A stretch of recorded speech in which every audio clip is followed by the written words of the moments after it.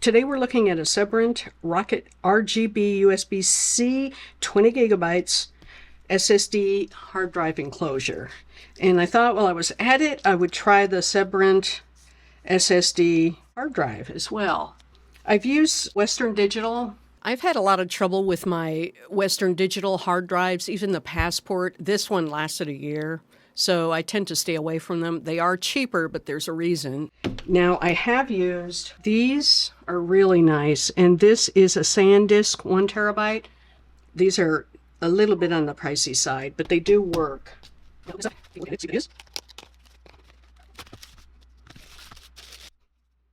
I'm going to go ahead and remove the screws. I'm going to remove the screws. I'll something else here. Make sure you remove the screws. You put on something that doesn't allow them to off the table, so I hit it.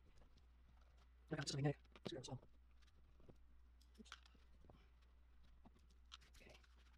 Okay. This is the heat sink, and then the SSD goes right in here, and you've got multiple positions for it. You can buy these anywhere from $16 on up, and I always believe in going with the middle range, and this one I believe was $49. The links will be in the description. And this SSD drive, I'll also put that in the description. So I got both of these for less than the price of one of these. Okay, 1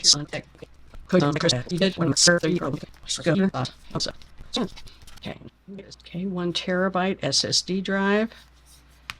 There, and there it is. I'm static electricity free. We shall see. You don't want to touch any of that if you can possibly avoid it. And then you can see it fits right there. And just push it in there till you hear a click.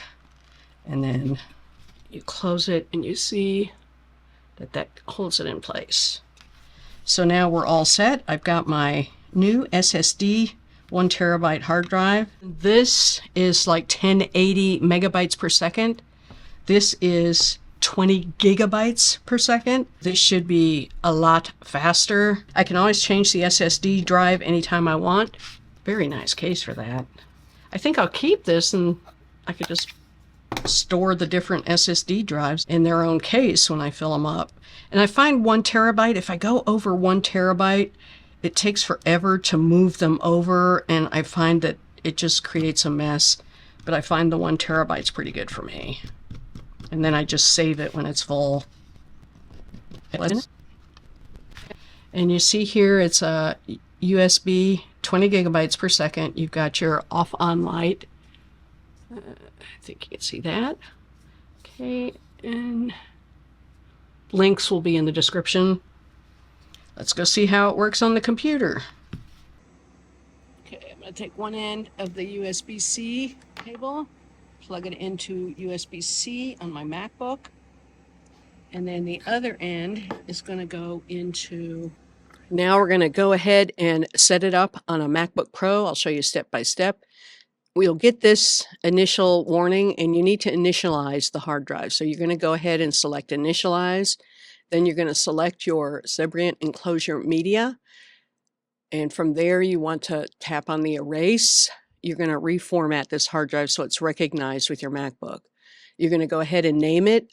And I leave the format and the scheme as is. Select Erase. And as soon as it's done, the done will pop up, and then you're going to click that. This drive is incredibly fast. It only takes a couple seconds, and then click done.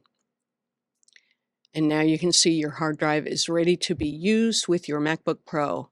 The difference between this and the SanDisk, the speed is amazing. It's really, really fast. Even when I'm doing videos, when it renders, it's really quick. I can tell a huge difference. So I think this was a really good buy, and I highly recommend this to anyone that uses external hard drives. That's what I have for this week. Take care, have a great day, and I will see you next week.